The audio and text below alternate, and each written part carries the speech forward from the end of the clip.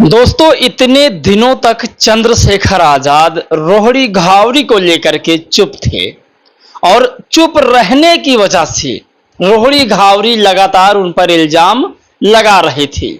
एक बार उन्होंने मीडिया में आकर के बाइट दिया था, यानी चंद्रशेखर एक बार आकर के रोहड़ी घावरी का जिक्र किया था।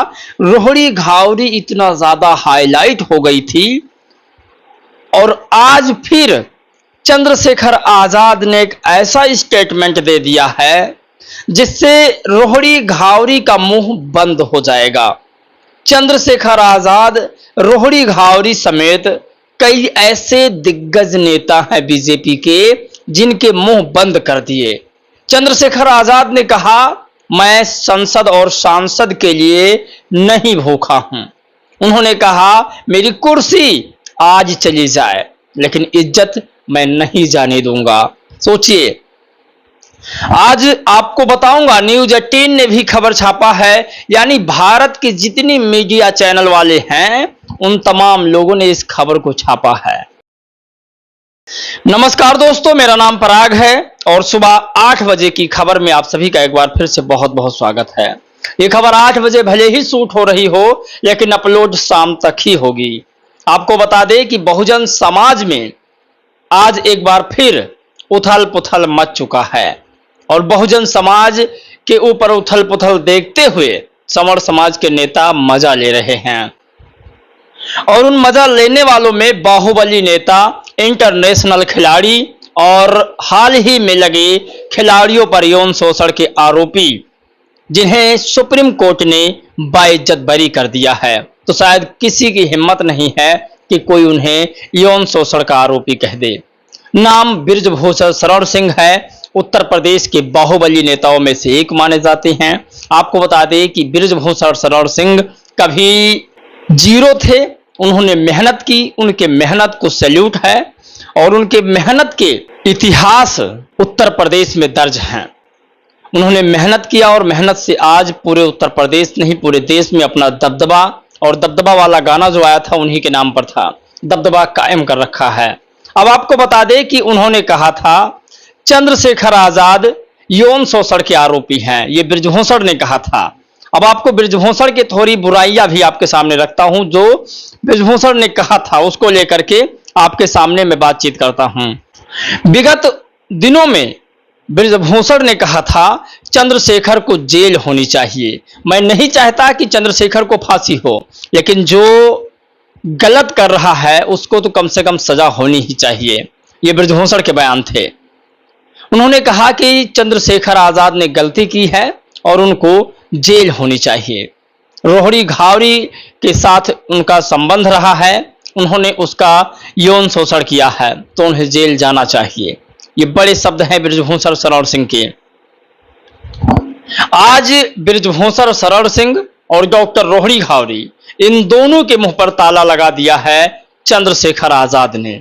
आप कल्पना नहीं कर सकते, चंद्रशेखर आजाद ने न्यूज 18 को बाइट देते हुए कहा कि मैं इज्जत, कुर्सी से ज्यादा इज्जत को प्यार करता हूं। न्यूज 18 पर कहा, नगीना सांसद का बयान रोहड़ी घावरी मामले में चेतावनी, मुझे सदस्यता की चिंता नहीं, कल की बजाय आज चली जाए सदस्यता, स्वाभिमान से समझौता नहीं। चंद्रशेखर आजाद के बयान हैं ये कि मेरी सदस्यता, मेरी सांसदी आज चली जाए, मुझे इस बात का कोई परवाह नहीं है, लेकिन मेरा स्वाभिमान नहीं झुकने दूंगा, मेरा स्वाभिमान नहीं जाएगा, ये मैं भली भांति जानता हूं। चंद्रशेखर आजाद के ये बयान लोगों के दिलों पर राज करने वाला बयान था। इस बयान के बाद बहुजन समाज में चंद्रशेखर आजाद का क्रेज और भी बढ़ चुका है। जितना उनके चाहने वाले थे वो और ज्यादा चंद्रशेखर को चाहने लगे हैं।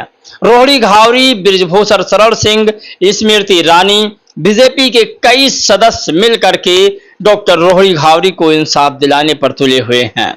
अब डॉक्टर रोहड़ी घावरी बड़े बड़े चैनल, आप लोग आज जाकर के द एक्टिविस्ट चैनल को जरूर देखना, उसमें उन्होंने बाइट दिया है और वो कह रही हैं कि चंद्रशेखर को जेल होगी तो मुझे भी जेल में डाल देना। सोचिए, वो कहती हैं कि चंद्रशेखर को जेल हो जाए तो मैं बाहर रहकर क्या करूंगी। चंद्रशेखर के एक बेटा भी है, तब भी आज वो शादी करना चंद्रशेखर से चाहती हैं। मुझे नहीं समझ में आता कि ये कैसा प्रेम प्रसंग है। लोग इसे मजाक बना रहे हैं, कई लोग इसे अपने चैनल की सुर्खियां बना रहे हैं, तो कई लोग इस डिबेट को खूब ज्यादा वायरल कर रहे हैं। ये सोशल मीडिया पर अब तक की वायरल की जाने वाली सबसे तेज खबर है। अब आपको बता दें कई लोगों ने और भी क्या लिखा है, वो जानना बहुत जरूरी है। दरअसल चंद्रशेखर आजाद के इस बयान को इस देश के सारे सोशल मीडिया के चैनलों ने, मैं भी चला रहा हूं, सारे देश के मीडिया, सारे देश के, मैं विदेशों की भी बात कर रहा हूं, विदेशों में भी ये स्विट्जरलैंड में भी चल रही है खबरें, तो सारे चैनल वाले भारत के विदेशों के सोशल मीडिया चैनल ये लगातार चला रहे हैं चंद्रशेखर और डॉक्टर रोहिणी की खबरें। आपको बता दें कि चंद्रशेखर और डॉक्टर रोहिणी की खबरों को लेकर के प्रकाश चंद्रा लिखते हैं कि रोहिणी घावरी मामले में चंद्रशेखर की महिला आयोग और बृजभूषण शरण सिंह को सीधी चेतावनी, बोले सदस्यता कल की जाती है, आज चली जाए लेकिन झुकूंगा नहीं। भीम आर्मी चीफ, इसे कहते हैं बाघ का कलेजा। चंद्रशेखर आजाद ने कहा कि मैं झुकूंगा नहीं, और सदस्यता की बात रही तो कल जानी है, आज ही चली जाए, लेकिन मैं स्वाभिमान के साथ समझौता नहीं करूंगा। ये डॉक्टर रोहिणी घावरी और चंद्रशेखर, नगीना सांसद चंद्रशेखर आजाद के बीच का विवाद का संवाद है। अब आपको बताते हैं और भी खबरें इसी में है। लगातार ये मुद्दा तब उठा है जब ग्वालियर हाईकोर्ट में बाबा साहेब की मूर्ति लगनी थी। आप नोट कीजिएगा इस बातों को, जब बाबा साहेब की मूर्ति लगनी थी तब कई भीम आर्मी के लोगों को वहां के संवर वकीलों ने पीटा था। ये उसी दिन से मामला ज्यादा हाईलाइट है डॉक्टर रोहिणी और चंद्रशेखर के अफेयर का। और एक काली सेना का चीफ है आनंद स्वरूप, ये तस्वीर आप देखिए, मैंने इसके बारे में पहले भी खबरें चलाई है।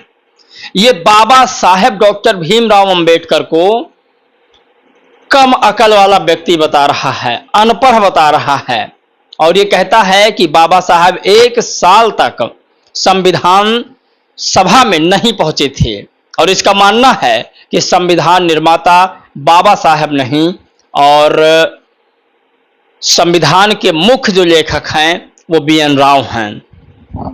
इसका यह भी मानना है कि मुख्य लेखक बी.एन. राव हैं, संविधान का मसौदा तैयार करने वाले भी बी.एन. राव हैं, और भी इन्होंने जो भी कहा वो आपके सामने मैं बता रहा हूं। इसके अंदर जो गुस्सा है वो भी आपके सामने जानना रखना बहुत जरूरी है। मैं संविधान में एक बंधुआ मजदूर की तरह रहता था। मैंने अपनी इच्छा के विरुद्ध जो मुझसे कहा गया मैंने किया। यदि संविधान को नष्ट कर दिया जाए तो मुझे कोई दुख नहीं होगा। ये अंबेडकर के शब्द हैं। संविधान सभा में 25 नवंबर 1949 को किया। जो व्यक्ति संविधान बनाएगा वह इन शब्दों का प्रयोग करेगा। इसलिए कहता हूं संविधान निर्माता अंबेडकर नहीं बी.एन. राव हैं। स्वामी आनंद स्वरूप ये लगातार बाबा साहेब को अपमानित कर रहा है।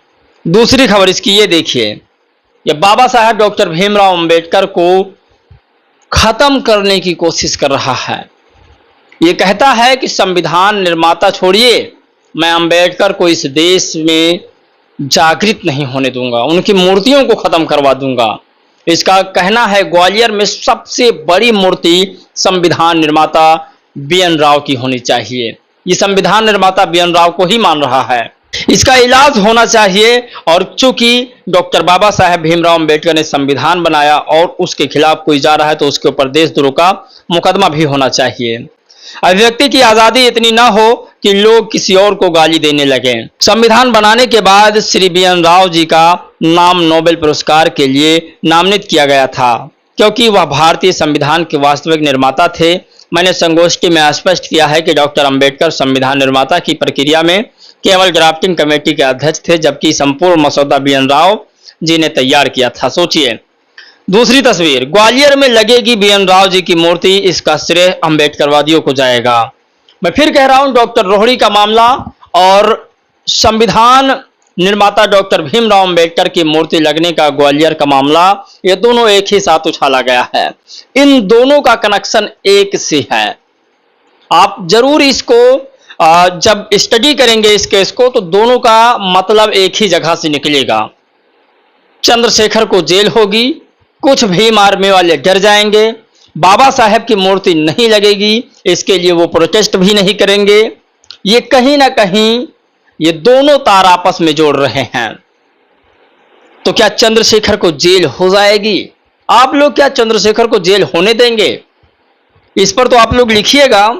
लेकिन अगली खबर जो हाई कोर्ट के वकील के द्वारा आ रही है वो आपको बताते हैं। अनिल कुमार हाई कोर्ट के वकील हैं। ये लिखते हैं, कुत्ते के मूतने से खंभे नहीं गिरा करते, चिंता मत करो, संविधान निर्माता तो बाबा साहब ही रहेंगे। संविधान निर्माता बाबा साहब हैं। BN राव क्लर्क था, जिसे ये संविधान निर्माता कहते हैं उसे एडवोकेट अनिल कुमार क्लर्क कहते हैं। क्लर्क का मतलब बाबूजी चाय ले लीजिए, बाबूजी पेंसिल ले लीजिए, बाबूजी कलम ले लीजिए और लिखिए, ये होता है क्लर्क, यानी कि एक असिस्टेंट। आप लोग अपनी राय प्रतिक्रिया जरूर दीजिएगा। क्या चंद्रशेखर आजाद डॉक्टर रोहिणी मामले में चंद्रशेखर की सांसदी जाएगी और जेल जाएंगे, और बाबा साहेब डॉक्टर भीमराव अंबेडकर की जगह BN राव की ग्वालियर में मूर्ति लगेगी? क्या आप ऐसा होने देंगे? आपकी राय प्रतिक्रिया जानना बहुत जरूरी है। जय भीम, नमो बुद्धाय।